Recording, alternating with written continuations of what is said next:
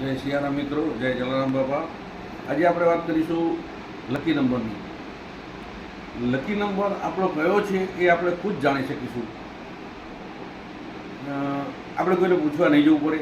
એટલા માટે આપણે લકી નંબર જાણવો છે તો આપણે આપણી જન્મ તારીખ જાણતા હોવા જોઈએ. આપણી જન્મ તારીખ, જેમ કે મારી જન્મ તારીખ છે 12/10/1965, એટલે કે 12/10/1965, 12 1 + 2 એટલે કે 3, 10 + 10, 1965 એટલે 9 ને 1 10, 16 અને 5 21, ટોટલ થયું 21. પછી 3 + 10 એટલે 13 + 21 34 એટલે 34 થાય છે. 34નું ટોટલ કરીએ તો 7 થાય છે. એટલે કે મારો લકી નંબર 7 છે. આ રીતે મિત્રો તમે તમારો લકી નંબર મેળવી શકો છો.